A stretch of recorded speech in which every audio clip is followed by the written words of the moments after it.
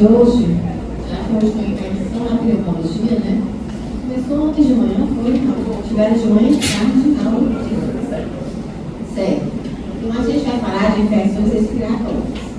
A gente vai abordar basicamente três tipos principais: as pneumonias adquiridas na comunidade.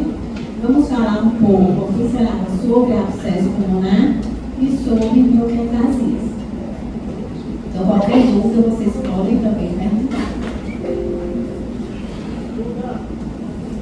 Como objetivo de aprendizagem, a gente tem vocês conheçam, relembrem, né, o quadro clínico das principais infecções respiratórias. Quais são os principais agentes etiológicos, até porque para a gente tratar, a gente precisa saber qual é o possível agente ou provável agente etiológico causado naquela doença, saber quais exames nós precisamos solicitar para não cair naquele erro do paciente chegar no ambulatório com a tomografia do tórax, você ter feito uma vaciloscopia, o paciente com febre, buscar hemocólicos, sem ter feito um raio-x do tórax, a gente já chega com a tomografia no ambulatório. Acontece bastante. E saber qual o tratamento adequado, porque a gente sabe que quando a gente faz um tratamento direcionado, um tratamento adequado, baseado no fator de risco na exposição daquele paciente, a chance da gente acertar aquele tratamento é muito maior.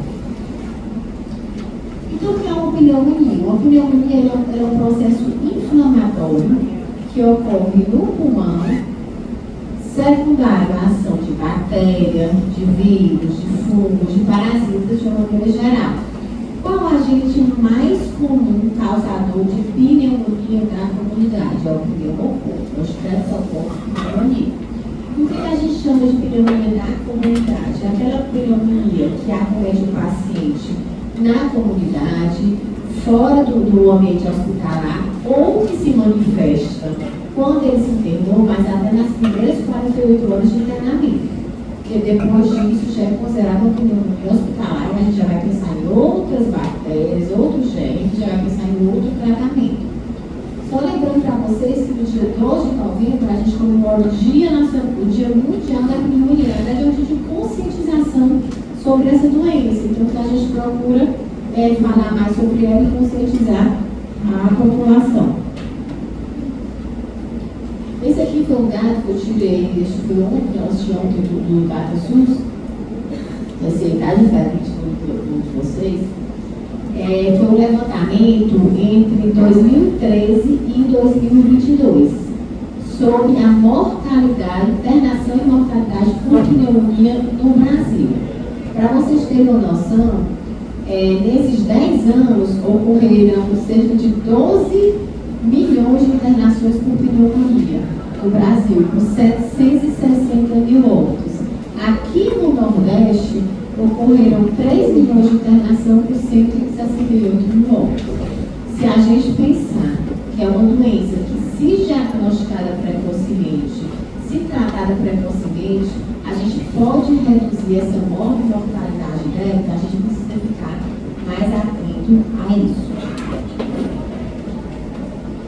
Em relação às faixas etárias, as faixas etárias mais acometidas por pneumonia são as crianças menores de 4 anos e as pessoas acima de 50 anos de idade, principalmente acima de 80 anos, são os idosos, então eles têm mais pneumonia e têm um comprometimento maior. E essas internações, elas ainda são um desafio, porque o paciente, quando interna com pneumonia, ele gera um custo alto para o sistema de saúde. Em relação aos patógenos mais comuns, a gente falou para vocês que é o pneumococo, sendo o mais comum de pneumonia adquirida na comunidade, mas também tem micoplasma, clamídia, os vírus, né, recentemente a pandemia do Covid, tem o hemófilos influenza, naqueles pacientes que são um pouco mais graves, que precisam de internamento a nível hospitalar, mas não a nível de UTI.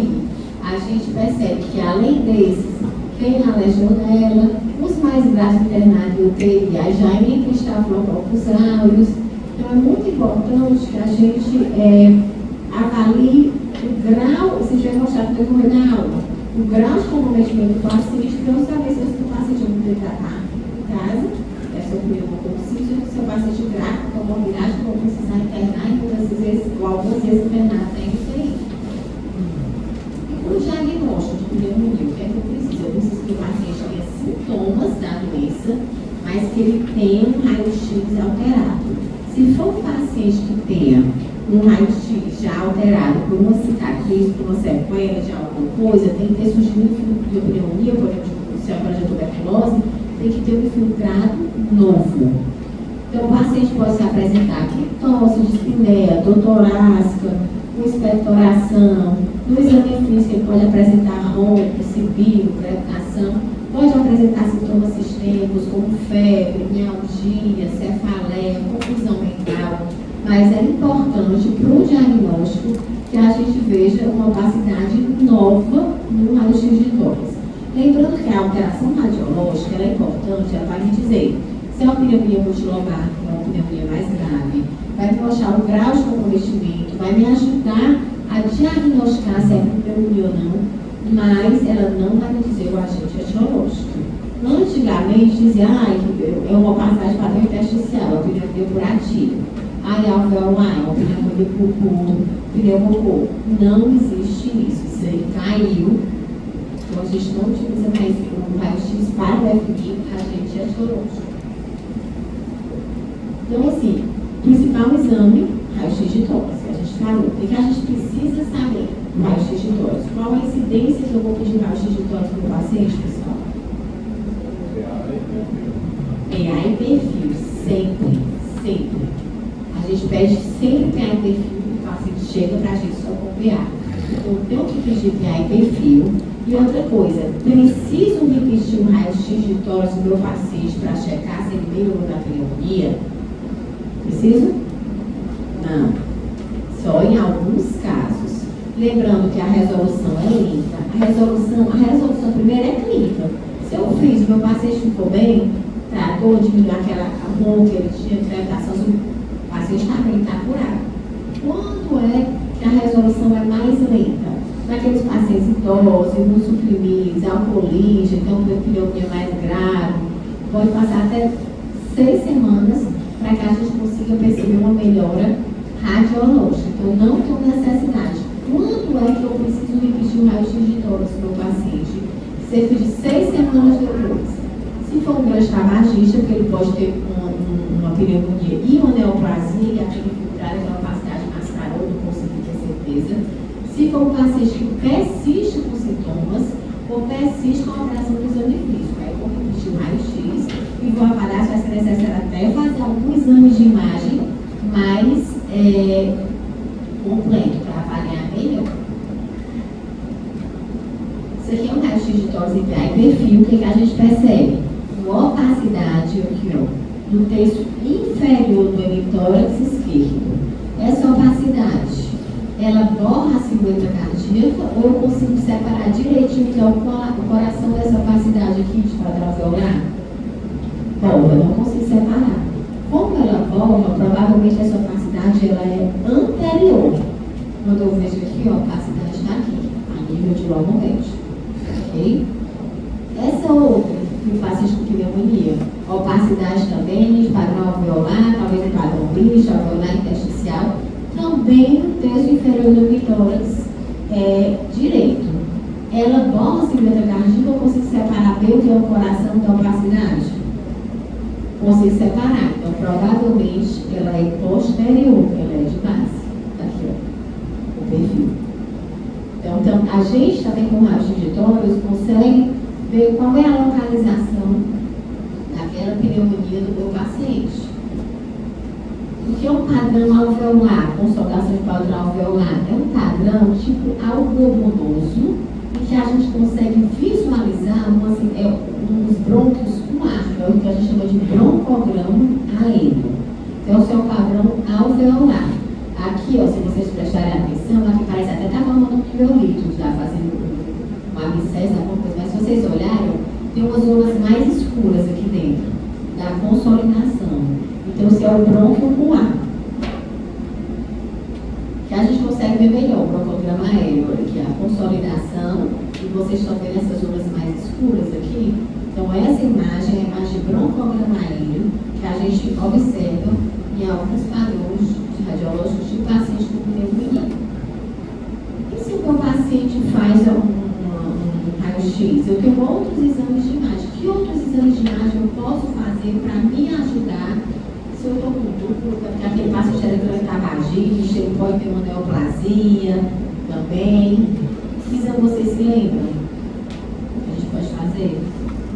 Alguém falou terceiro, foi? Tomografia, muito bem. O que mais? Tem algum outro ultrassom, eu ouvi? Pronto. Ultrassom. Eu posso fazer ultrassom se eu estou avaliando, suspeitando que o paciente tem um derrame pleural associado, um derrame pleural angulado. Eu posso fazer ultrassom até para avaliar o local que eu vou funcionar. Se vai ser necessário funcionar, o tamanho do derrame pleural, porque se o derrame pleural muito pequeno, não precisa, eu vou tratar a pneumonia e ele vai se resolver. E a tomografia de tórax. Como que eu preciso de uma tomografia de tórax para paciente com pneumonia? Aquele paciente com pneumonia mais grave, aquele paciente com suspeito, por exemplo, aquele caso da neoplasia que a gente falou, a gente pode pedir uma tomografia para ter certeza se é pneumonia ou se é uma neoplasia associada a uma pneumonia. O paciente obeso, que é difícil de avaliar, aquele paciente com escoliose que eu mostrei na aula anterior, que é difícil de ver o parênquima pulmonar, então o raio-x, a gente pode não conseguir ver adequadamente no raio-x. Um paciente já tinha uma alteração cicatricial prévia, não sei se em cima daquela cicatriz tem uma pneumonia. Então, nesses casos, a tomografia pode nos ajudar. Que é um exemplo de um paciente que tinha uma opacidade, você vê que a gente consegue separar bem a opacidade do coração, o que é cada um, que provavelmente era posterior. Ficou-se dúvida se era neoplasia, o que era, esse paciente fez. Esse paciente, na verdade, ele tinha uma pneumonia nefrotizante com clavicera. Claro, para saber, foi feita a punção e foi estudado o material. Esse aqui é outro paciente que essas alterações, algumas vezes a gente não visualiza, se é um caso de Covid, a gente não visualizava no raio-x de tórax, nem sempre visualiza, isso é uma alteração mais discreta, e quando faz a tomografia a gente visualiza o vidro fosco, esses processos inflamatórios que vão mais na zona periférica. Que exames ou exames a gente pode fazer para o paciente? Se o paciente tiver hipoglicemia importante, eu posso fazer uma gasometria arterial. Eu vou avaliar como é que ele está, se eu preciso internar aquele paciente, se eu preciso fazer oxigenoterapia para ele. Ele é um critério de gravidade. A ureia também, vocês vão ver, vou mostrar uns critérios para vocês de gravidade de pneumonia, vocês vão ver que a gente pode utilizar ela como marcador, uma ureia acima de 65. O hemograma, o paciente pode ter leucocitose, pode ter leucopenia, e a gente tem os biomarcadores, tem vários biomarcadores, que são moléculas que vão nos ajudar a tanto diagnosticar a doença, como avaliar o grau de comprometimento dela. A gente tem PCR, procalcitonina, proadenovirina, lactato, gengibre, cortisol. Na prática clínica, o que a gente utiliza? A proteína C reativa e a procalcitonina, que são exames que a gente tem mais facilmente disponíveis. A PCR, ela é produzida por fígado, linfócitos, nos nossos neurônios, ela se eleva em qualquer processo infeccioso. Então, a anamnese e o exame físico são fundamentais. O pico dela é 48 horas após o início da agressão. E por que ela é interessante? Porque a gente usa ela como acompanhamento de tratamento. Se eu estou tratando meu paciente, depois de 3 dias de tratamento, ela caiu menos de 50% do valor inicial, ou ela continua acima de 75 mg por decilitro, eu vou ficar atento. Será que eu estou tratando esse meu paciente adequadamente? Esse meu paciente tem um risco maior de evoluir de uma forma desfavorável. Outro exame é a procalcitonina, que ela é produzida pelas células parenquimatosas do pulmão, do pâncreas, do fígado. Ela eleva infecções bacterianas. Lembra que eu falei que a PCR, em processo inflamatório, então uma virose, a PCR eleva, mas a procalcitonina, ela eleva bem menos infecção viral, ela está muito associada com infecção bacteriana. 2 horas depois do estímulo, ela já se eleva. Então, ela pode ser utilizada como auxílio no diagnóstico, mas nem vez é um critério isolado. E aí, se eu tiver também com procalcitonina maior que 0,5, eu já estou com o paciente já com um quadro de sepsis. Então, vai ser interessante porque vai me alertar para o grau, para a gravidade da doença do meu paciente. E aí, se eu tenho uma procalcitonina, se eu tenho um PCR, se eu tenho um exame físico, um exame clínico, uma anamnese adequada, isso vai me levantar a suspeita importante do diagnóstico de uma pneumonia associada a um achado radiológico. Isso é muito melhor do que avaliar somente leucose e temperatura. Mas claro que nem sempre a gente vai ter isso disponível. Muitas vezes eu estou com OBS atendendo, eu vou ter uma visão laboratorial, eu vou conseguir um raio-x e avaliar clinicamente o meu paciente. Nem por isso eu vou deixar de diagnosticar, eu vou deixar de tratar esse paciente. E aí, vamos, quem tiver, por favor, não olhar a questão, essa questão realmente já vem na aula passada. Só para a gente treinar, a gente pode errar, a gente erra na prova, né? Aqui não tem problema. Bora lá, ó. Uma mulher de 70 anos, não tinha morbidade prévia, há 2 dias apresentou tosse auditiva, dispneia, perdições e febre, evoluiu com piora de desconforto, sonolência, foi atendida em emergência, foi para a UTI devido à frequência respiratória de 28, gasometria saturando 89 com cateter de O2. Elas tinham um lucro de 20.000, 10% de bastões, PCR de 25, procalcitonina de 0,1 e raio-x com infiltrada opacidade alveolar bilateral. Qual vai ser a conduta mais adequada para essa paciente?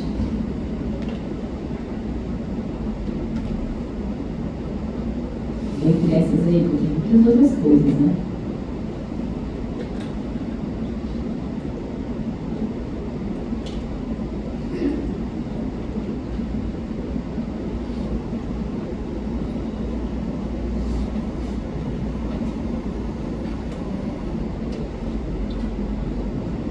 Vocês acham que essa paciente tem o quê?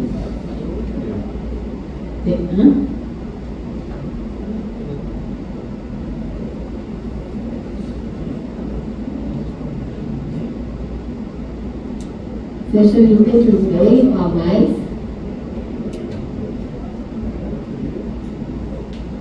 Por que vocês não fazem ventilação não invasiva? Resposta é amém. Porque assim, se essa paciente, se eu dissesse, não, ela tem uma retenção de CO2, hipercapnia, uma acidose, aí uma venia, ok.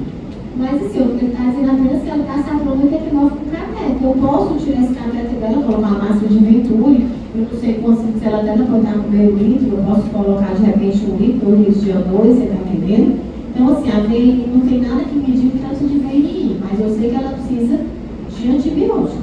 Eu não vou, mesmo essa procalcitonina dela, tanto baixa, certo? Vamos lá. Então, eu preciso investigar toda agente etiológica de pneumonia ambulatorial? Não. Eu não preciso, até porque eu não vou atrasar o meu tratamento. Eu vou tratar meu paciente baseado na clínica, nas exposições, nos fatores de risco, das doenças prévias que esse paciente tem. Mas se for aquele paciente mais grave, eu posso fazer uma cultura do escarro, uma cultura, um antígeno urinário, uma eventual cultura para atípico, mas eu não vou esperar esses exames chegarem para tratar. Eu coleto e começo o tratamento do meu paciente. Tem alguns pacientes, por exemplo, paciente pós-transplante, tuberculose, a gente pega um paciente que faz infecção fúngica, então a gente pode fazer alguns culturas especiais, como diagalactomana, BA13, beta-glucano, pensando em aspergilose invasiva, que os pacientes possam ter, ou cândida. Eu posso fazer um antígeno urinário, posso fazer teste de biologia molecular, que existe vários, mas mais a título de pesquisa. Colher secreção traqueal, fazer broncoscopia, se estiver vendo pleural, faça a paroxetese. Mas eu faço, começo o antibiótico, eu aguardo o resultado. E aí, quando os resultados chegarem, eu vou avaliar. Vou descalonar o antibiótico, vou mudar o antibiótico baseado nesse resultado, a gente tem que ver. Então, a gente vai investigar os pacientes graves. Pacientes a nível ambulatorial, parte leve, não preciso fazer o diagnóstico etiológico. E os vírus, como é que eles funcionam? Se a gente olhar, até 30% do suave da gente aqui vai ser encontrado algum vírus. E um terço ele é detectado nos pacientes com PAC grave. Acredita-se que os vírus, a infecção viral, ela pode ser uma porta de entrada para uma infecção bacteriana. Os vírus mais comuns são a influenza, mas tem o rinovírus, o sincicial respiratório, tem o Covid. O que acontece? Os vírus, né, quando eles se instalam na nossa via aérea, eles facilitam o surgimento, a colonização e a infecção por outros vírus e até mesmo por bactérias. Então, o paciente tem infecção viral, que é uma infecção bacteriana, o paciente pode ter uma doença mais grave. Para que a pneumonia adquirida na comunidade. E o teste sorológico existe, pode ser feito, mas ele não é rotina, é mais para avaliar o perfil epidemiológico, até porque o resultado demora tanto a chegar. Quando eu coleto, eu já tratei meu paciente, eu já fico bom.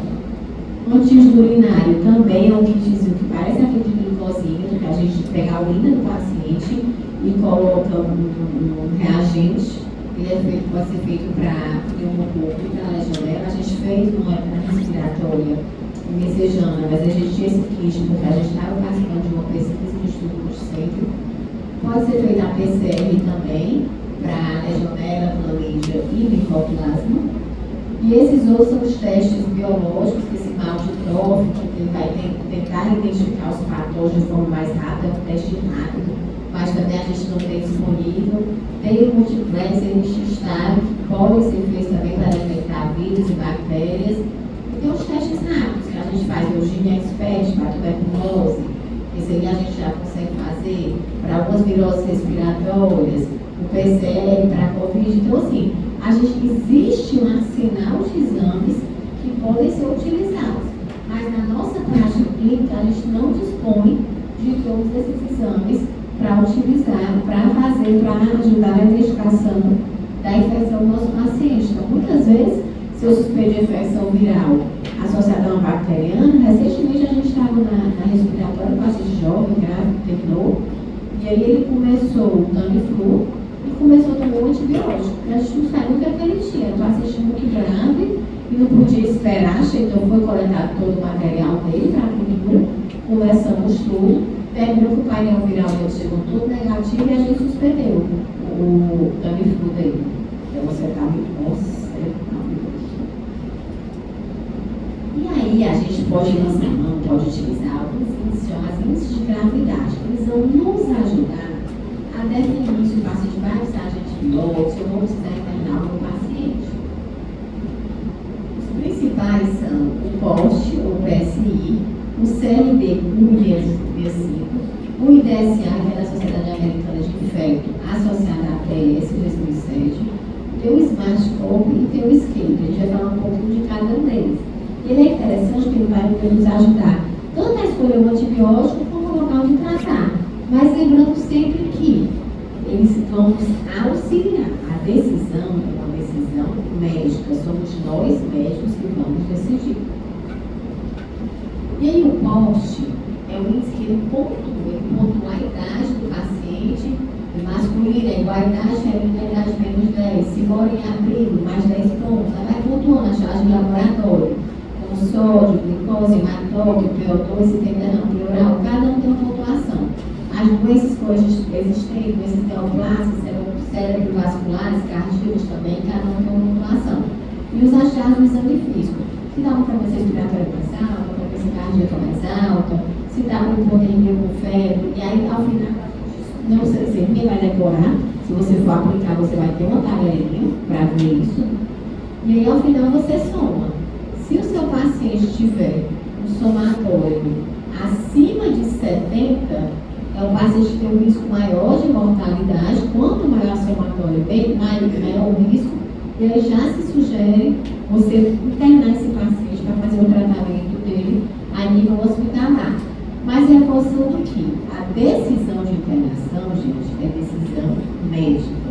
Somos nós que vamos definir se aquele paciente precisa ou utilizar os critérios? Posso, eles vão nos ajudar. Um deles é esse CRB65, que ele é muito simples, que ele vai avaliar o 65 é a idade do paciente, se é acima de 65 anos. Consegue ver aí direitinho?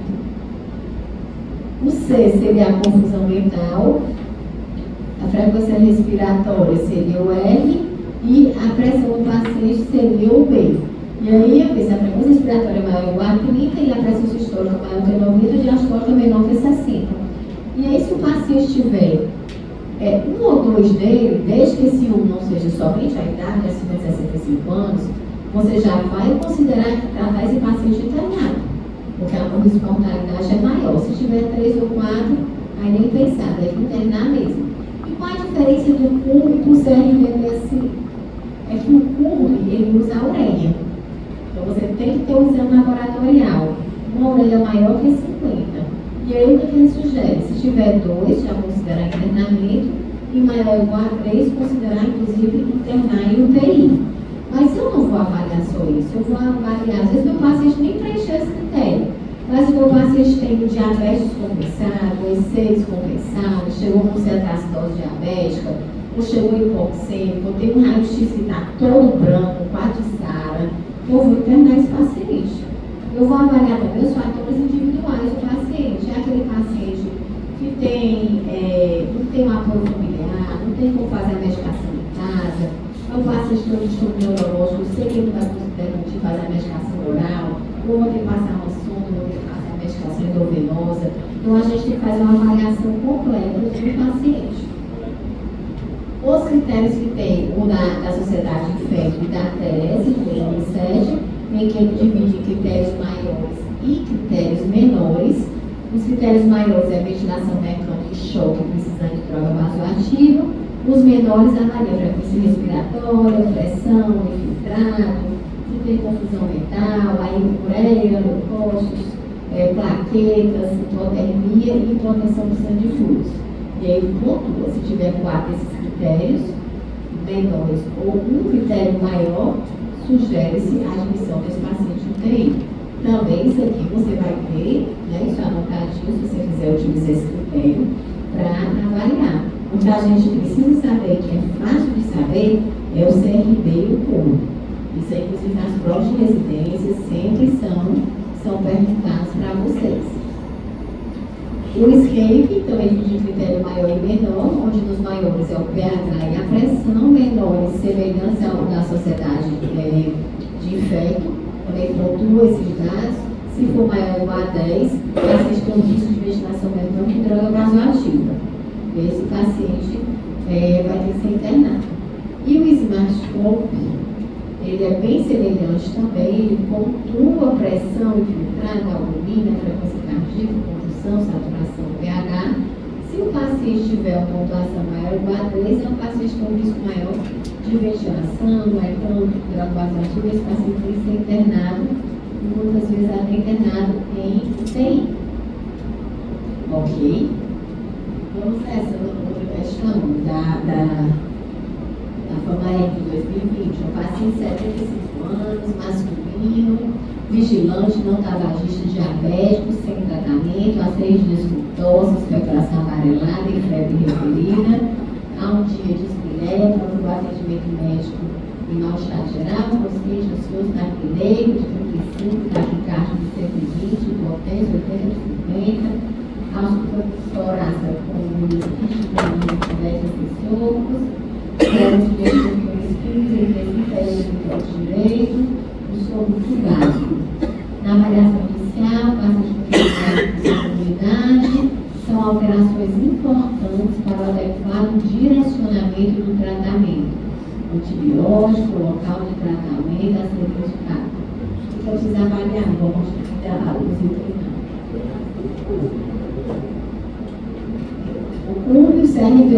Vamos lá. Frequência respiratória. Vai pontuar, o que mais? A idade vai pontuar e a pressão vai pontuar. Muito bem. E aí, ele fala o que a gente vai avaliar? Alteração de função, a condição à idade, dosagem de ureia é essencial. Sempre a acorda a Universidade Pública para iniciar a terapêutica, a operação de exame de imagem é importante para definir diagnóstico, ok, mas para indicar patógeno responsável, ora, né? Controle, muito bem.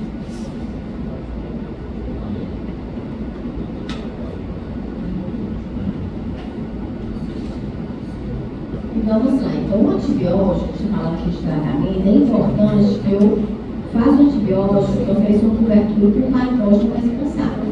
Se eu não tenho controle, como é que eu vou saber o patógeno responsável? A gente sabe que o pneumococo é o mais comum, mas eu tenho que avaliar a exposição do meu paciente, a clínica dele, de onde ele vem, doenças prévias que esse paciente tenha.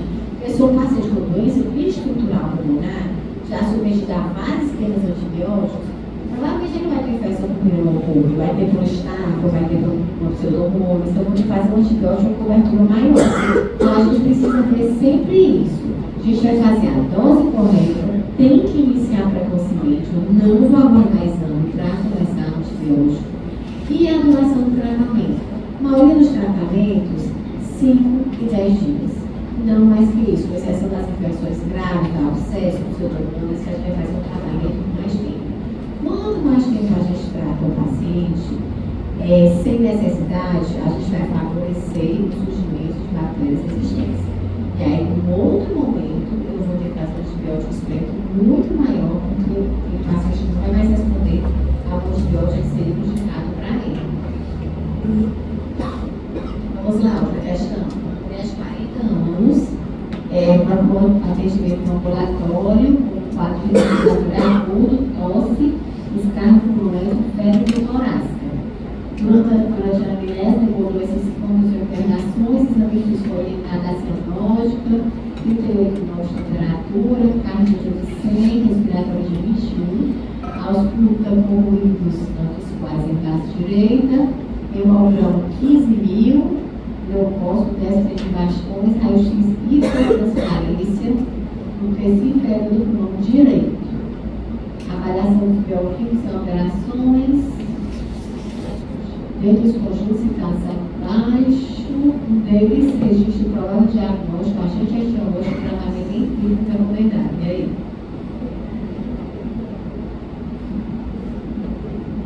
B, todo mundo concorda?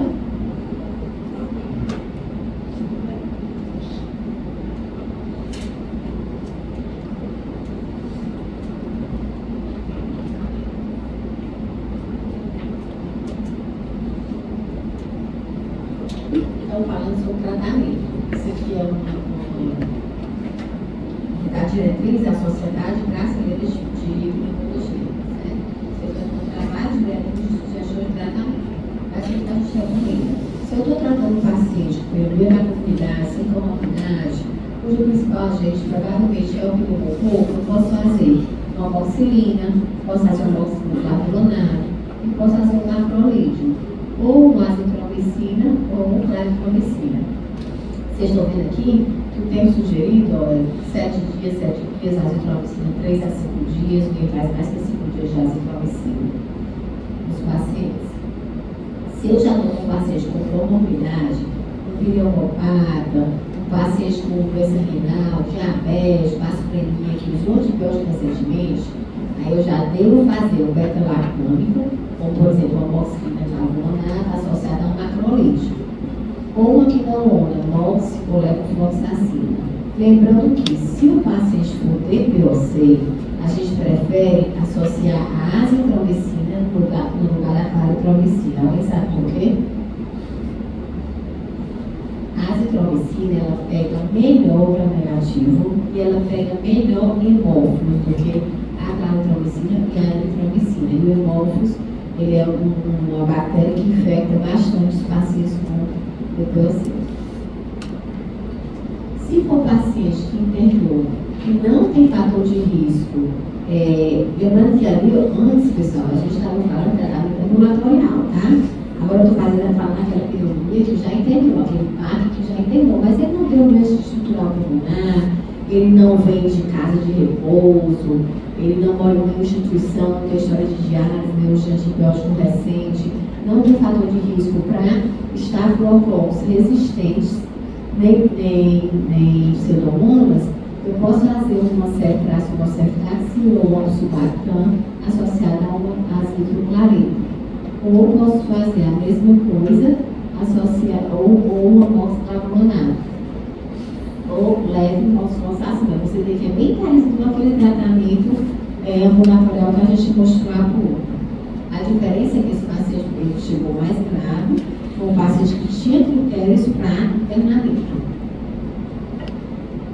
Se for um paciente que entrou com a pneumonia da comunidade grave, que precisou ir para a UTI, eu vou fazer ou uma cefalosporina, ceftriaxona associada ou uma subaquina associada ao macrolídeo, ou vou fazer a ceftriaxona ou cefalosporina associada ao pneumonia respiratória. Vocês observam que esses pacientes mais graves, a gente costuma fazer uma dupla terapia. E o paciente com fator de risco, tanto para pseudomonas como para estafilococcus resistente à oxacilina, é exatamente aquele paciente que faz hemodiálise, aquele paciente que teve internamento recente, aquele paciente que fez antibiótico nos últimos 90 dias, é aquele paciente que mora em casa de repouso. Aí eu posso fazer uma clindamicina linezolida ou vanco, se for para estáfilo, ou vou fazer para ter pseudomonas, uma quinolona, uma pseudomonas, uma ceftazidina, cefepime, meronem. Lembrando que a gente foi colocado aqui polimedicina, mas na maioria das vezes, quando a gente faz polimedicina, é quando a gente já isolou uma bactéria que é multiresistente. Então, aquele paciente que já está fazendo um antibiótico de um espectro menor, já fez um tazocin, já fez um meronem, e continua evoluindo muito ruim, a gente policultura e começa a polimedicina empiricamente. Né? Um antibiótico para a gente começar de início. A gente tem que ter muito cuidado. Eu tenho um tio que morava no interior, ele tinha várias comorbidades, ele foi internado, mas o pneumonia da comunidade, eu não tinha mexido estrutural pulmonar, e já foi começado o meropenem. Aí quando eu liguei para o médico aqui, é claro que eu também não estava com o paciente, né? Mas ele não começou o meropenem logo para cobrir tudo. Mas não é assim, eu não posso começar logo lá na ponta. Eu tenho que começar o antibiótico para aquele ideal para aquele paciente naquele momento. Pode até ser que no segundo momento ele evoluísse ruim, eu não respondesse bem, eu precisasse do meropenem, mas eu não posso chegar todo mundo e começar a meropenem, começar a polimedicina que vai cobrir tudo. A gente tem que ter muito cuidado, nós somos muito importantes nessa disseminação das resistências aos antibióticos. Se for um paciente com história de alcoolismo, paciente às vezes idoso, que faz aspiração, a gente pensa na possibilidade de pneumonia aspirativa, pode fazer uma quinolona ou um subacan, e se tiver primeira condição de abscesso, pensar em beta-lactam, e beta-lactam mais como miomicina, ou mais. KPC a gente identifica mais naquele paciente com PAC, já entendeu que já verá, mas nem PAC já virou pneumonia hospitalar, que são as enterobactérias produtoras de carotonimase, então elas são resistentes, por exemplo, ao meropenem, ao imipenem, aí teria que ser o ertapenem, ou a polimedicina B, ou até a cetrabacan, são medicamentos até mais caros e mais difíceis de encontrar. E existe também o pneumococo que é resistente à penicilina, e essa resistência, muitas vezes, é porque nós prescrevemos antibióticos para o paciente sem necessidade, ou aquele antibiótico de espectro maior do que ele precisava.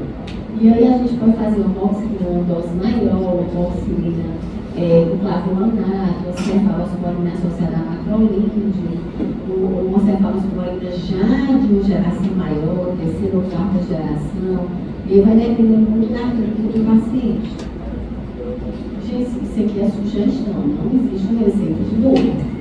Cada caso é um caso que tem que ser avaliado isoladamente. Então você pode baixar isso aqui, ter esse manual para você se guiar, para lhe orientar quando você estiver atendendo o seu paciente. Vamos ver essa aqui da Súcia, agora de 2021. Um homem de 70 anos, diabético compensado, procurou PA com tosse e febre há 2 dias.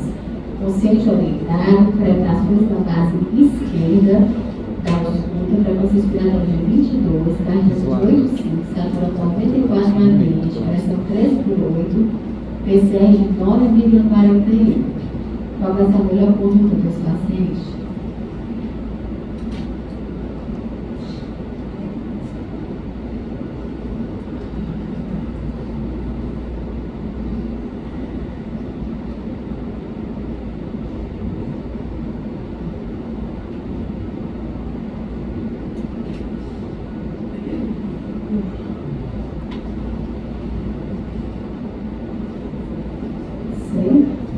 C ou D?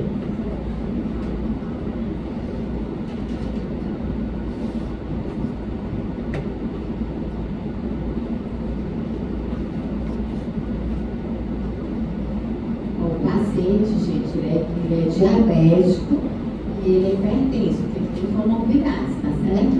Então, mesmo sem compensado. Então, a gente vai fazer, vou voltar aqui rapidinho para vocês, é esse quadrinho aqui, certo? Seria o beta-lactâmico associado à macrolígena, ok?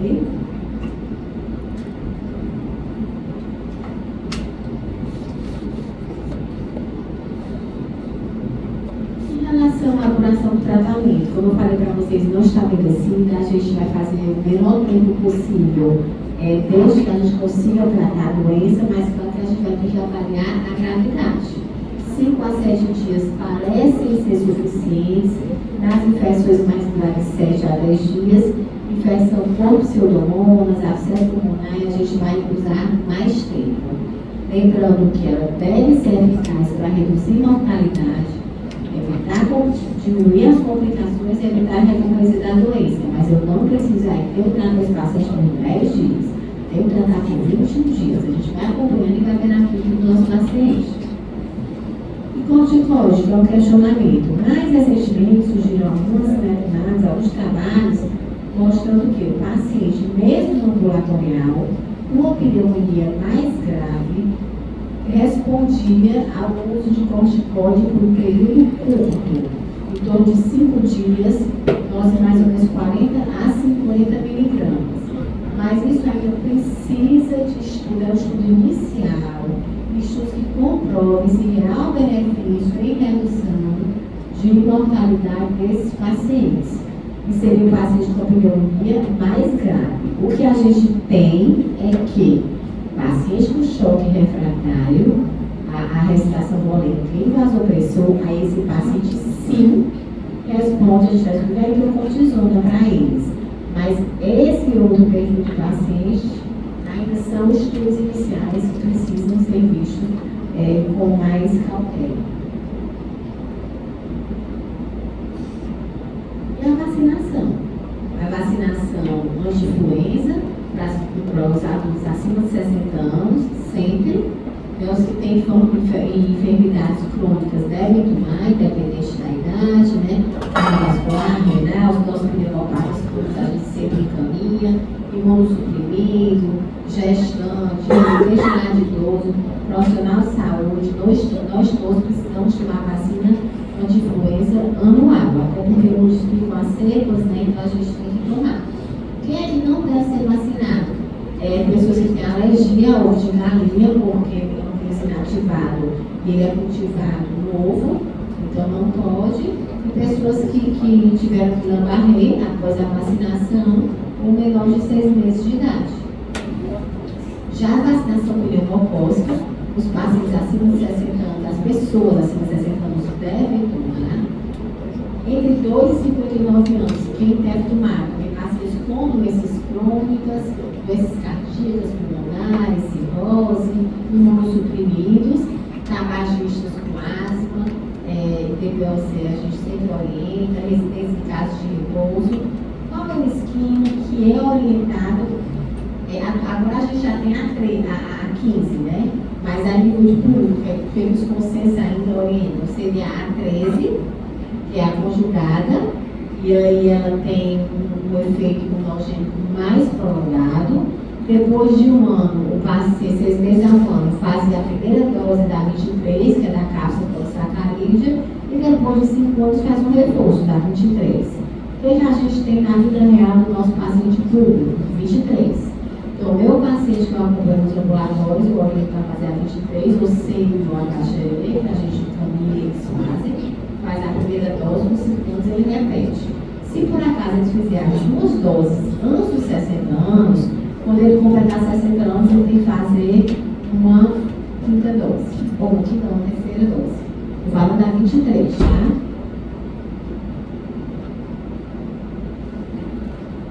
E agora a gente vai passar para a segunda parte da nossa aula. Terminamos pneumonia geral, vou falar mais rápido sobre abscesso e sobre o profetazite, tá bom?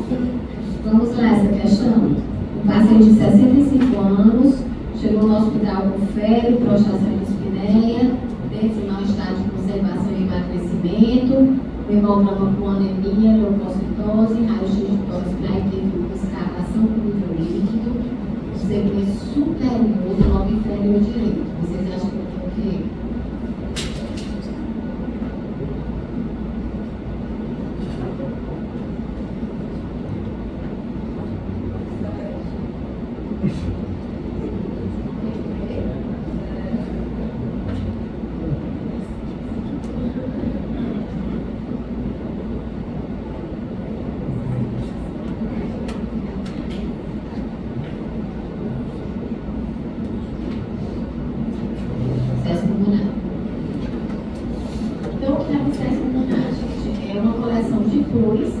Contida numa cavidade que ocorre por conta de uma necrose do parênquima pulmonar.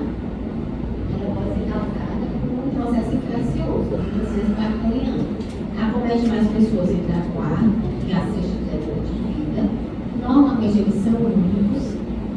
Os locais mais comuns é o lobo inferior direito, lobo superior direito, lobo inferior esquerdo, lobo superior esquerdo e lobo médio. Essa é a ordem mais comum de apresentação deles. O abscesso ele pode ser agudo, aquele paciente que dura até 6 abscesso que dura até 6 semanas, crônico, se for depois disso, pode ser primário, quando ele é relacionado a um processo mais local, a uma aspiração que esse paciente teve, uma pneumonia que abscedou, ou pode ser secundário. Uma necrose do tumor, ele pode ter uma tuberculose, ele pode ter aspirado um corpo estranho, obstruído ali a drenagem daquele local e formou um abscesso pulmonar secundário a uma bronquiectasia. Pode ser aspirativo, por isso é muito importante a gente avaliar o paciente com alterações de consciência, paciente aproximação alcoólica, que faz aspiração, risco convulsivo, alcoolismo, pacientes que têm distúrbio da ebulição, esofagopatias podem apresentar também. Sempre avaliar a higiene, a situação dentária e gengival. Os pacientes muitas vezes têm principal estado de conservação. Pode ser obstrutivo o abscesso. Eu tenho, por exemplo, um tumor. O tumor está obstruindo aquela determinada região. Então, aquela região necrosa e absceda. Pode ter um corpo estranho da mesma forma. E pode ser extraluminal. Pode ser, por exemplo, ter um linfonodomegalia, que está obstruída no brônquio, ou aquela região que seria alimentada por aquele brônquio pode também necrosar. E pode ser embólica, quando o foco se desprende de outro local. Às vezes o paciente pode ter endocardite infecciosa, por exemplo, liberar linfocéticos e fazer abscessos pulmonares. E pós-pneumonia, pós-processo infeccioso. Principalmente a anaeróbio, mas também do Staphylococcus, Klebsiella, o Streptococcus. Só mostrar aqui para vocês que são N causas, N genes causadores, mas os anaeróbios são os mais comuns. Então, quando a gente vai tratar o paciente com abscesso pulmonar, a gente sempre pensa em cobrir anaeróbio. E o que acontece? Existe a passagem do endócrino, né, lá no parênquima pulmonar, da secreção ou de um corpo estranho de repente, e por algum motivo o paciente não consegue eliminar. E aí forma a pneumonia, depois de 7 a 14 dias mais ou menos, ele pode necrosar e o paciente pode evoluir com o abscesso pulmonar. É importante para o diagnóstico a gente ver e trabalhar a clínica do paciente, né? os antecedentes dele, se tem aquela doença que a gente já falou, sofra compatível, se tem história de alcoolismo, avaliar a extensão do abscesso, até para como é que a gente vai tratar o nosso paciente.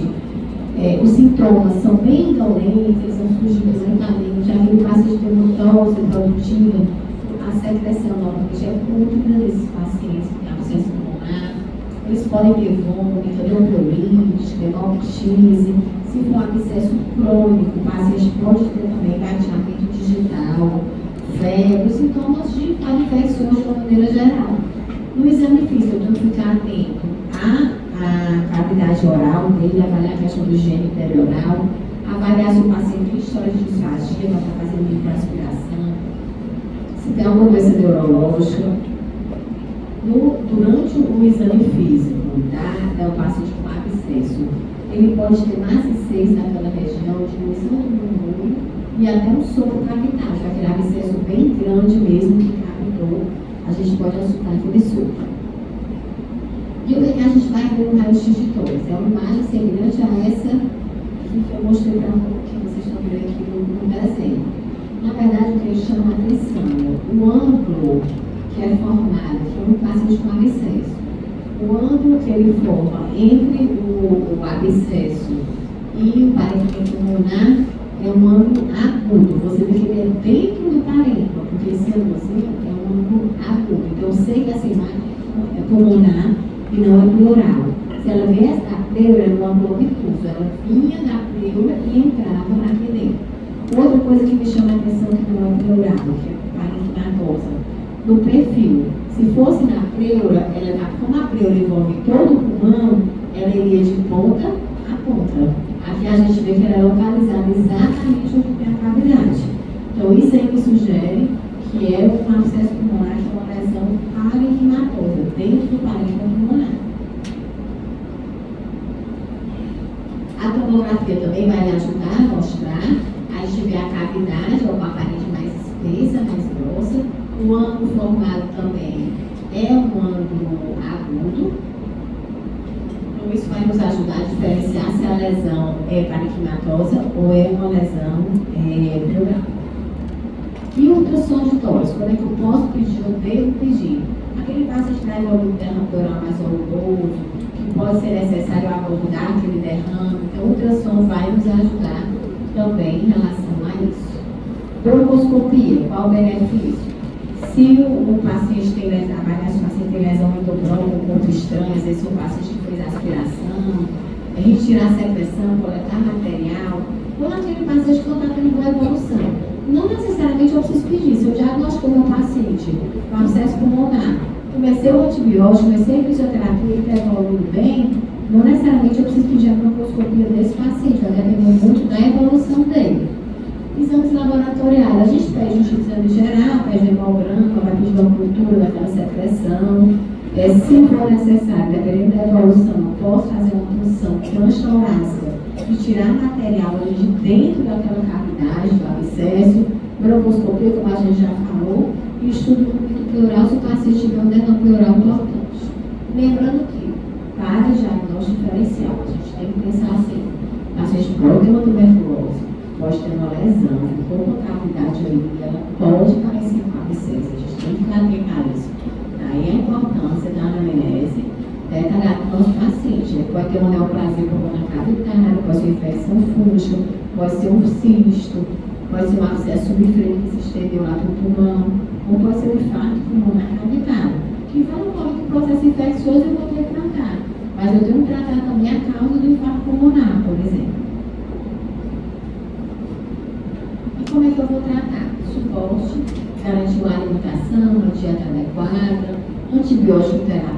Vocês viram que eu falei que os anaeróbicos são os mais comuns causadores de abscesso? Então eu tenho que fazer uma cobertura antibiótica para anaeróbico, clindamicina, amoxiclave, um sultacão, oxfosfacina. E a gente, na maioria das vezes, associa uma cobertura também para gram-negativo com cefalosporina. Lembrando que o tratamento para abscesso pulmonar é um tratamento prolongado. É um tratamento que vai de 4 até 6 semanas e algumas vezes até mais. Vai depender muito da resolução da lesão. Se o paciente está, a clínica do paciente, se está melhorando, e se aquela lesão está regredindo. E algumas vezes, isso aqui é só para mostrar para vocês, reforçar que a importância, eu sempre digo que a gente não consegue trabalhar sem fisioterapeuta na pneumologia de forma nenhuma. E essa não foi desenvolvida por um fisioterapeuta lá do Hospital de Messejana, onde eles trabalham o paciente para ele fica com a cabeça mais baixa, né? Então, por conta da gravidade, facilita a expectoração da secreção do abscesso pulmonar. Então, facilita o tratamento. Em alguns casos, o paciente precisa de cirurgia. Se o paciente tiver um abscesso muito grande, se o paciente estiver sangrando muito, se aquele hemoptise recorrente, estiver com empiema, aí, nesse caso, a gente chama a cirurgia torácica para discutir em conjunto o tratamento para aquele paciente. O paciente que tem abscesso grande, germe resistente, tem bronco obstruído, aquele paciente tende a ter uma evolução mais complicada, que a gente tem que ficar mais atento a ele. E qual é o tratamento cirúrgico? Pode ser feito uma drenagem externa, tubular, com pneumostomia, onde você literalmente você deixa o acesso aberto para o ambiente externo, fica fazendo a limpeza, fica uma caminhagem de limpeza aberta, trocando os curativos, ou faz a pneumostomia, ou faz a drenagem, coloca o drenozinho com o saquinho coletor, para aquele saquinho de colostomia, para ficar drenando a secreção, ou pode fazer a ressecção cirúrgica daquela região, principalmente esse suspeito de câncer, que vai ser um câncer que é obsedor, né?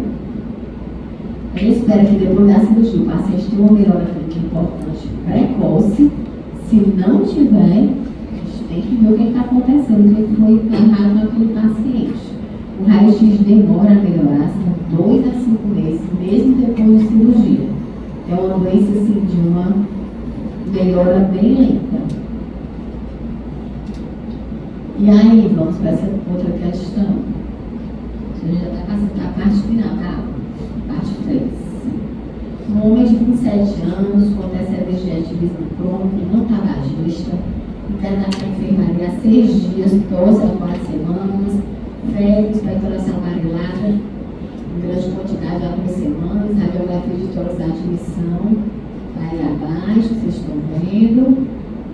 Pressão 112 por 78, cardíaco 108, respiratório 26, febre, saturação 96. Foi começar com bolsinha por lavulanato, hidratação, vasculoscopia negativa, mas ainda tem febre, sem estabilidade. O que vocês estão vendo esse raio-x, gente? Abscesso, né? Muito bem. Qual vai ser a cor do útero?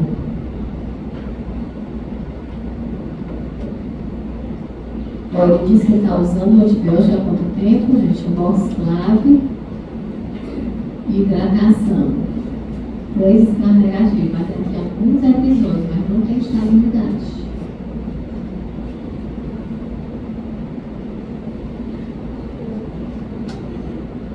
Dias não. Aí vai negar 6 dias, então teoricamente são 6 mais ou menos 6 dias de tratamento. E aí? Isso aí. Foi lá da Unicamp, não é? Eu vou fazer para agora. Pode não, na Unicamp tudo foi falado na aula. Na verdade, a ideia, como fazem só 6 dias, o paciente está estável, né? Você pode aguardar ainda, não necessariamente você precisa. Eu não estaria errado, não, se você já fez a colposcopia dele também, porque 6 dias ele ainda tem febre, então seria uma questão que você poderia até questionar um pouquinho, tá bom?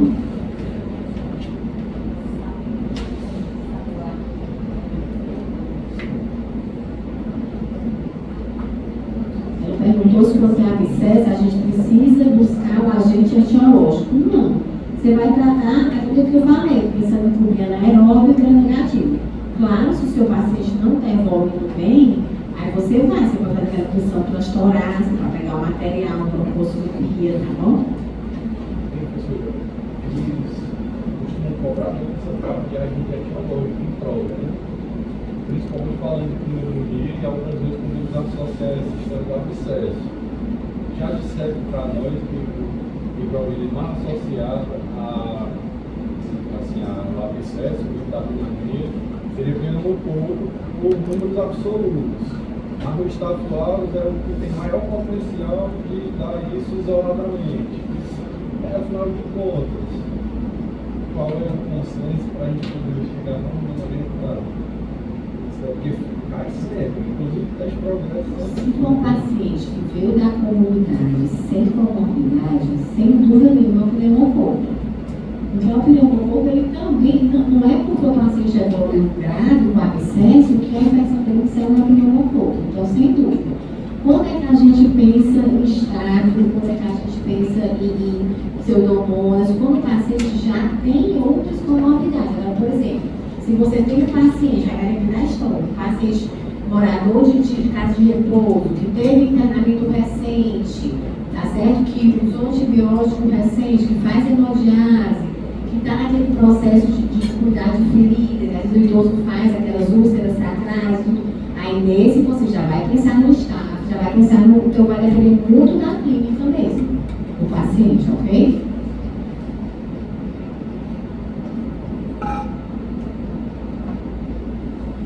Vamos para a terceira parte do problema agora. A gente vai falar agora das bronquiectasias. Deixa eu ver se eu vou olhar aqui para organizar a velocidade. Eu estou falando muito rápido, estou para vocês. Se eu falar, vocês rapidinho, acelera um pouquinho. Bom, o que são as bronquiectasias? Bronquiectasias são dilatações da parede do bronco. Aquele bronco que tem um tamanho X, ele fica X,5, 2x, 3x, e ele dilata, e a artéria pequenininha do lado dele se mantém. Em condições normais, a artéria, imagine um anelzinho de pedra, a artéria, a pérola e o anel seria o brônquio, tá? Normalmente, a artéria ela é 1,5 vezes maior que o brônquio. Na bronquiectasia se investe de forma mais do anel, por isso que a gente chama anel de Sinete. O brônquio, ele aumenta de tamanho, dilata, espessa a parede dele e a artéria fica pequenininha do lado dela, seria a pérola do anel. Então essa é a imagem da bronquiectasia. E é uma dilatação permanente. Só que além disso, ocorre hipertrofia, hiperplasia das células produtoras de muco. Por isso que o paciente com bronquiectasia, ele tem tosse, ele tem secreção, bastante secreção. Esse aqui é um raio-x de um paciente com bronquiectasia, lembrando que padrão ouro não é raio-x para bronquiectasia, é a tomografia, principalmente a tomografia de alta resolução. Apesar de que, ultimamente, a maioria das tomografias são feitas com slides, tá? A gente consegue ver os postos fininhos de alta resolução. A gente percebe imagens areolares aqui. Essas imagens areolares, arredondadas, sugerem bronquiectasias.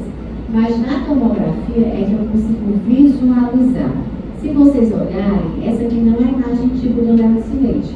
Mas se você olhar aqui o brônquio, vocês estão vendo ele caminhando aqui, e tem a parede dele mais grossa, mais espessada aqui, ó. Não é comum a gente visualizar isso, certo? Essa parede do brônquio espessada. Então, esse é uma bronquiectasia que a gente chama de bronquiectasia varicosa. Eu comparo muito como se fosse uma minhocazinha, a parte externa, ela vai caminhando, o bronco vai andando e você vai vendo aquela parede dela espessada mais até a periferia.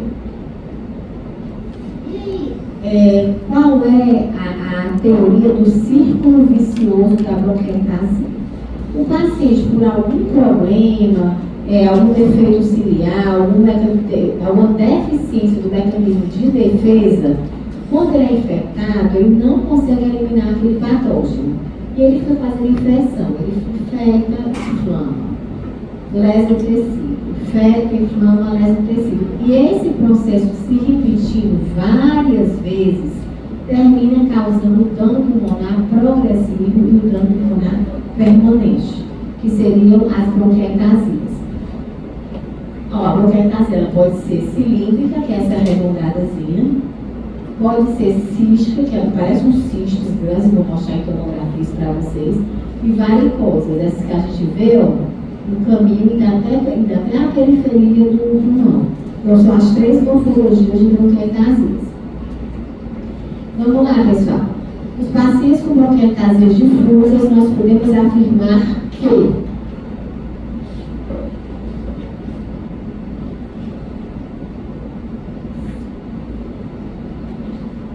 falei isso ainda não, mas vocês já podem imaginar. ABCD. 10 segundos. C, muito bem. Então vamos lá. Em relação à localização, elas podem ser localizadas, mas quando elas são secundárias a uma obstrução local, a um tumor naquela região, difusas poderá associada a uma doença sistêmica. Por exemplo, eu tenho um paciente com fibrose cística, o IPEM já tem uma bronquiectasia mais difusa. Eu tenho um paciente que tem uma sequela de tuberculose, o lobo superior direito, que vai ter uma bronquiectasia mais localizada. Ela pode ser congênita ou pode ser adquirida. E aí, entre as congênitas, a gente tem a discinesia ciliar primária, que é aquele paciente que tem a imobilidade ou disfunção dos cílios, que é o paciente que vai ter infecção de repetição e pode cursar com bronquiectasia. A síndrome de Carcagem também, que é aquele cílios inverso, do sinusite, que também cursa com bronquiectasia. Aqui, ó, exemplo de algumas bronquiectasias císticas, essas mais mal formadas, e cilíndricas são essas menorzinhas, ó. Mas daqui a pouco eu vou mostrar umas mais bonitinhas do anel cinético para vocês. Pode ser também associada à fibrose cística, imunodeficiências primárias, como deficiência de IgA, de imunodeficiência variável comum. A gente tem alguns pacientes que podem evoluir também com bronquiectasias. Sequestro pulmonar, que é aquele pulmãozinho que se forma separado do pulmão, ele é até chamado algumas vezes de pulmão acessório. Ele recebe uma drenagem que vem da aorta, não vem uma drenagem bronca, você deixa o pulmão normal, o paciente pode ter bronquiectasia. Anti-inflamatório de lúpus, Sjögren, síndrome de Young, que é aquele paciente que tem azoospermia, que tem alteração de movimento ciliar, ele tem bronquiectasia também, recolite ulcerativa, síndrome de unha amarela, que é um paciente que tem distrofias uriais, associação à bronquiectasia. Então, assim, ela traz uma gama de doenças com manifestação de uma doença, sim, não sendo só a bronquiectasia. Pode ser adquirida a aspergilose bronquiopulmonar alérgica, que é aquele paciente que tem aquelas bronquiectasias mais centrais e tem um quadro semelhante ao quadro de asma. As imunodeficiências como SIDA, quimioterapia, pode ser uma obstrução por corpo estranho, pode ser uma inalação de cloro, heroína, o paciente pode lesar o pulmão, pode evoluir também com bronquiectasias. Pode ser pós-infecciosa, tuberculose, infecção viral, sarampo, coqueluche. Este paciente pode ter pneumonia de repetição e evoluir com bronquiectasias. Em relação à topografia do pelo, o ar acometido varia muito entre os trabalhos. Ele é mais comum no pulmão esquerdo, principalmente no lobo inferior esquerdo, por conta da deficiência de drenagem. Então, o paciente já acumula mais secreção naquela região. Mas a gente vê bronquiectasia em todos os locais, é igual a tuberculose, a tuberculose acometendo todos os nossos pulmonares. Sintomas de infecção, o que chama a atenção do paciente com bronquiectasia, aquele paciente que tem tosse, na maioria das vezes produtiva, e aquele paciente que diz que quando acorda de manhã, tosse muito, e bota muita secreção. Por quê? Porque quando a gente dorme, todos nós dormimos em repouso, inclusive os nossos cílios, batimentos ciliares. Então ele não está, e o dele já é deficiente, então já está trabalhando menos. Então ele junta muito, acumula muita secreção. Então pela manhã ele tende a tossir mais. Aí tem os sintomas sistêmicos, né, de espineia, bronquite, pode ter, principalmente quando ele infecta. Na ausculta pode ter crepitação, pode ter ronco. Se for um paciente com bronquiectasia grave, crônica, hipoxemia, pode ter bateamento digital também. No exame, por exemplo, avaliar a expansibilidade, ela vai estar diminuída naquela região, que é uma região como se estivesse fibrosada. Isso aqui é um exemplo de um paciente com sequela de tuberculose, uma bronquiectasia localizada aqui nessa região. E aí, o que a gente vai ver? No raio-x de tórax, ela pode me sugerir, mas eu não posso fechar o diagnóstico de bronquiectasia somente com raio-x de tórax. A gente pode ver umas opacidades tubulares, opacidades lineares, paralelas, pode ver umas imagens císticas, então vão me sugerir. Posso perceber um aumento de uma trama vascular numa região que tem bronquiectasia e uma perda da outra que não tem, hiperinsuflação, mas são sinais indiretos. Aqui, por exemplo, é difícil você dizer que ele tem bronquiectasia nesse raio-x. Mas se você prestar atenção com boa vontade, você vai ver que ele tem um reticular aqui nessa região, parece ter uma hiperinsuflação aqui, mas é muito difícil você dizer. Você vai ter um raio-x desse e laudar com um paciente com bronquiectasia. Aqui já me sugere mais. Se você olhar, tem imagens areolares aqui nessa região, né? Então, essas imagens areolares me sugerem bronquiectasia, mas eu também posso colocar imagens areolares que podem sugerir, mas correlacionar com outros exames. E aí, o que é que eu tenho que fazer? Uma tomografia de alta resolução. Como eu falei para vocês hoje em dia, as tomografias no slice, elas já vêm com os fios. A gente tem nem tanta necessidade de estar pedindo PC de alta resolução. Mas ela é mais sensível, a gente vai conseguir visualizar melhor o sinal do anel, o bronco que não afunila, o bronco que vai espessar até na periferia do pulmão. Eu posso ver um cisto que se forma no final, umas constrições varicosas que vem na bronquiectasia varicosa. Eu vou mostrar aqui para vocês. Ó. Esse aqui é a imagem do anel de silêncio. Vocês estão vendo aqui a artéria branquinha e aqui ó, o brônquio com a parede dele espessada. Normalmente a gente não vê isso. Então essa é a imagem do anel de silêncio. Aqui tem outro também, ó, o brônquio com a parede espessada e a artéria. Então essa é a imagem de bronquiectasia, seria a bronquiectasia cilíndrica.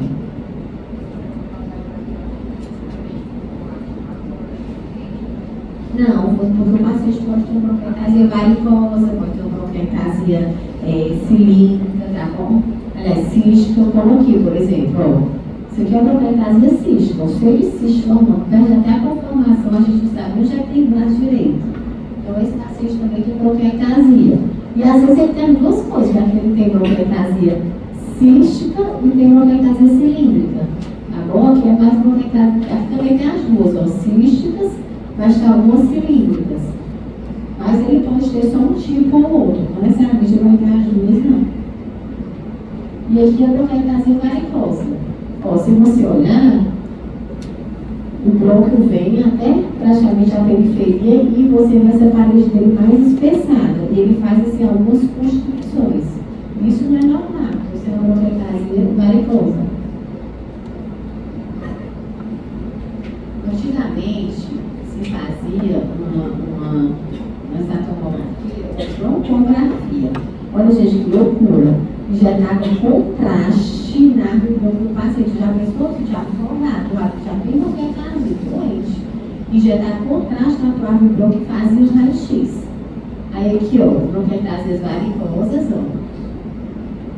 E aqui as bronquiectasias císticas, ó, os cistos, cheios de contraste no paciente.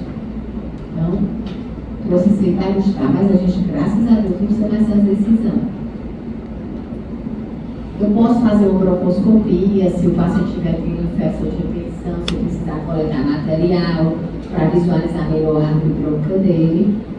Função pulmonar também, espirometria, onde a gente pode ver, dependendo do grau de alteração, pode ser normal, mas ele pode ter uma obstrução, pode ter uma restrição, pode ter uma difusão reduzida do monóxido de carbono, vai depender muito do grau de bronquiectasia que aquele paciente tem.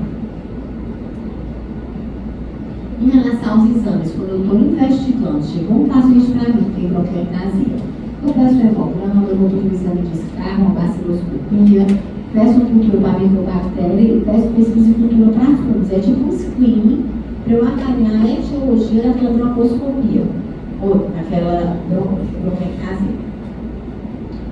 E aí, dependendo da história dele, eu posso pedir dosagem de imunoglobulina para avaliar se essa bronquiectasia dele é associada a um déficit de imunoglobulina, se o paciente me diz que tem pirona de repetição. Se eu suspeitei de fibrose cística, dosagem de sódio e cloro no suor. Se você tem aquela bronquiectasia mais central, com sintomas de asma, eu posso pensar em aspergilose broncopulmonar alérgica. E aí eu vou pedir um anticorpo contra aspergilose. Posso pedir prova de colagenose, tem algum sintoma que me sugira colagenose. Biópsia de epitélio nasal, se eu sou suspeito aí de uma discinesia ciliar. E aí, o HIV, uma dosagem de afluoxetina também pode estar associados a bronquiectasias. Mas esse aqui é claro que eu vou avaliar, depois de uma anamnese detalhada do paciente, eu vou avaliar o que eu preciso pedir disso. Não vai sair com essa condição pedir de luta, eu não volto nunca mais e não falo nada. Lembrando que ele pode exacerbar por infecção, aquele exemplo do paciente que eu falei que tem bronquiectasia, que pode exacerbar sangue, fase tratamento para a tuberculose dele. Então, a gente vai tratar com antibiótico, pode complicar com edema, abscesso, pneumotórax, corpo pulmonar, hemoptise volumosa. Se for uma hemoptise volumosa, a gente tem que fazer um tratamento específico para isso. Vamos lá, pausazinha para uma questão. Na prática clínica, deparamos frequentemente com pacientes portadores de bronquiectasia. Diante disso, mais a opção correta.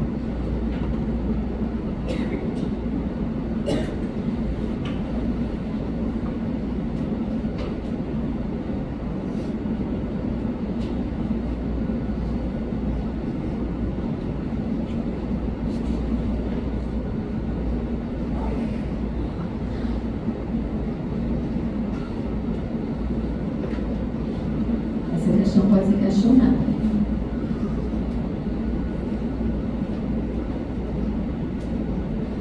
Bronquiectasia tem cura, multifúngica? Se é uma alteração permanente, eu vou controlar meu paciente, vou tratar, eu vou curar. E aí, o que, pessoal?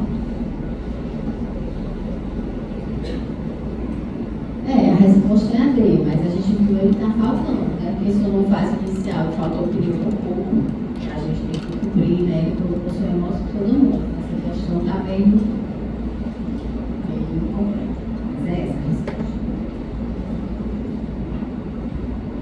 Então, quando a gente trata, a gente quer melhorar a qualidade de vida, quer diminuir a queda da função pulmonar, porque todos nós, gente, depois dos 35 anos de idade, nossa função pulmonar começa a cair. Quem tem doença respiratória cai mais rápido. Então, quando eu estou tratando um paciente que já tem uma patologia, eu quero diminuir essa queda acelerada da função pulmonar. São objetivos que a gente tem. E reduzir as exacerbações. Então, como é que eu vou tratar? No momento inicial, o paciente com bronquiectasia, nas primeiras infecções dele, a gente vai pensar em pneumococo, que é comum, e vai pensar em mortos. Então, eu vou fazer antibioterapia que cubra essas bactérias. Eu não preciso começar já um antibiótico de um largo espectro para ele. Posso fazer uma amoxicilina, moxiclato, macrolídeo. Já se eu estou diante do paciente com bronquiectasia que já tem função pulmonar muito comprometida, aquele paciente que produz muita secreção, o paciente que já teve outras infecções, já fez outros esquemas antimicrobianos. Aí, nesse caso, eu tenho que pensar em pseudomonas e estafilococos. Por isso que a gente falou que a clínica do paciente é que vai nos ajudar a pensar no possível agente etiológico. E aí eu já vou ter que fazer um antibiótico de antipseudomonas. Uma cipro com levo, uma miliglicose de UEV se eu precisar internar, avaliar se vai ser preciso fazer antibiótico inalatório, porque esses pacientes fazem muita nebulização. Então, existe a possibilidade da gente fazer também alguns antibióticos inalatórios para ele. Agora, se for um paciente que tem bronquiectasia por deficiência de imunoglobulina, não adianta eu tratar só as complicações, eu vou lá também tentar repor imunoglobulina para ele.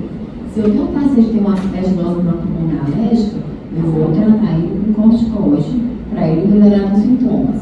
Se eu tenho um paciente com fibrose cística, eu vou encaminhar você de referência, que a gente tem medicamentos específicos para pacientes com fibrose cística. Então, eu não vou tratar só a ponta que é a bronquiectasia. Claro que eu vou tratar a complicação, a exacerbação da bronquiectasia, mas se eu sei a etiologia, eu vou tentar, e essa etiologia tem tratamento, eu vou tentar tratá-la.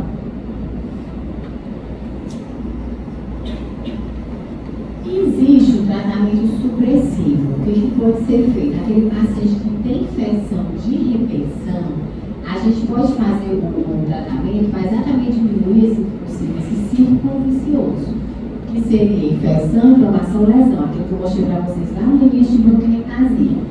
Aí tem alguns pacientes que já são infectados cronicamente, colonizados por pseudomonas, onde a gente pode fazer a medicação inalatória, antibiótico inalatório, por um tempo mais prolongado, ou aquele paciente que tem bronquiectasia e tem bastante exacerbação, igual como a gente já falou para vocês também. Tem 3 exacerbações ou mais por ano. Nesse caso, você pode usar a azitromicina, se não é como antibiótico, ela vai funcionar como um imunomodulador, como um anti-inflamatório, diminuindo a produção de bolo, diminuindo as infecções. A gente faz a azitromicina 3 vezes por semana. Faz 3 meses, 6 meses, eu tenho um paciente fazendo um ano, que eu tentei tirar, e o paciente piorou, voltou a ter infecção. Então a gente tem que acompanhar esse paciente de perto. Vamos lá. Paciente de sexo feminino, 27 anos, em acompanhamento regular com diagnóstico de bronquiectasia não fibrose cística, procura atendimento na emergência com tosse, expectoração purulenta, febre e dispneia há 7 dias. Já teve 3 ciclos de antibióticos nos últimos 6 meses. E no momento está fazendo levofloxacina há 4 dias sem melhora. No exame físico, frequência respiratória de 24, cardíaca 102, PA 12%, consciente orientada, tem crepitações grossas bilateralmente extensivinhos. Em relação ao caso clínico, vacinária, a alternativa é o verdadeiro.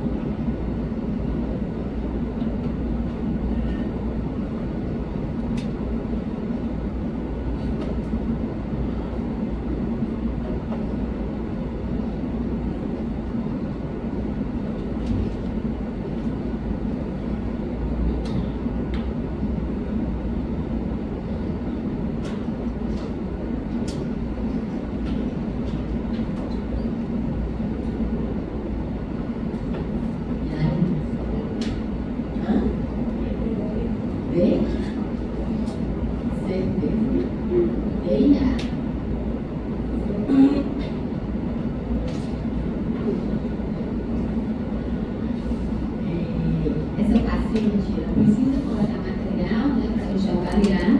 Ela já está tendo várias infecções, provavelmente o paciente já está com infecção com pseudomonas, né, então o CFFM seria uma boa opção para ela. Como ela tem essa questão da segurança, né, os pacientes, às vezes, os pacientes com bronquiectasia, eles apresentam a redução do calibre, né, porque espessa, apesar de dilatar o bronco, mas espessa a parede, é muito grossa. Então, o corticoide sistêmico seria uma opção também para ela associada com o dilatador. Ok? Qual foram as outras opções? Vocês disseram a D. Resistência crescente do pneumococcus, pronafalência, cefaloscopia terceira com macrolídeo em ambiente hospitalar. Eu acho que essa aí não está errada não, viu? Concordo com vocês que essa daí poderia ser também. Seria uma opção. E aí, vacinação precisa ser feita, pessoal? Todo paciente que tem uma pneumopatia crônica tem que fazer pneumococcus, anti-influenza, lembrando da Covid, para reduzir a exacerbação e infecção. Tem a opção da fisioterapia, principalmente aquele paciente que tem bronquiectasia infectada. Se o paciente não tem bronquiectasia infectada, fazer a atitude de reabilitação, a atividade física é fundamental. O bronquidilatador é mais aquele paciente que tem uma doença que responde ao bronquidilatador, que tem hiperresponsividade brônquica, ou ajuda durante o processo de fisioterapia. Mucolíticos, aquele paciente que tem secreção espessa, a gente pode utilizar em acende cisteína, por exemplo, delas, a gente utiliza para deixar a secreção mais fluida e facilitar a expectoração. Pode ser utilizado solução salina hipertônica, também nebulização com ela para facilitar a expectoração. Só cuidado, que às vezes os pacientes podem fazer broncoespasmo. Avaliar sempre a preferência do paciente em relação à terapia, se ele prefere fazer um inacetilcisteína, se ele ficou bem quando ele fez a solução salina hipertônica. Em relação ao sangramento, se o paciente estiver sangrando, na maioria das vezes quando ele tem hemorragia, ele está infectado. Então, fazer antibiótico nas exacerbações e repouso. Se for um sangramento intenso, aí a gente tem que ver o local que está sangrando. Você pode fazer uma tomografia, pode fazer uma broncoskopia, que a gente vai ver lá no bronquiolite no estado de sangramento. Vai orientar o paciente a postura de defesa do lado sadio, que é isso. Se ele está sangrando, se você observou o sangramento à direita, vai prescrever ele para o lateral direito, e não no esquerdo, porque ele pode fazer aspiração e ir para o outro pulmão. Pode fazer uma estimação com pressão positiva com muito cuidado, né, porque o paciente está sangrando. Tem a opção de fazer um procedimento vascular, que é embolizar essas artérias, mas o paciente muitas vezes volta a sangrar depois, e cirurgia em casos mais extremos. A cirurgia da bronquiectasia, normalmente ela é indicada quando o paciente tem uma bronquiectasia mais localizada. Bronquiectasia difusa, você vai poder mexer no pulmão todo. Se você tem uma boa reserva funcional, bronquiectasia localizada, estiver sangrando, é uma opção a gente fazer um procedimento cirúrgico. E o transplante de pulmão também é hipopulmonoterapia, aquele paciente com uma doença mais avançada, pode se beneficiar de um transplante pulmonar. Então, o que a gente orienta? Cessar tabagismo, cuidar com a nutrição, atividade aeróbica, além do acompanhamento que a gente está tratando precocemente qualquer exacerbação que esses pacientes têm. E é isso, professor.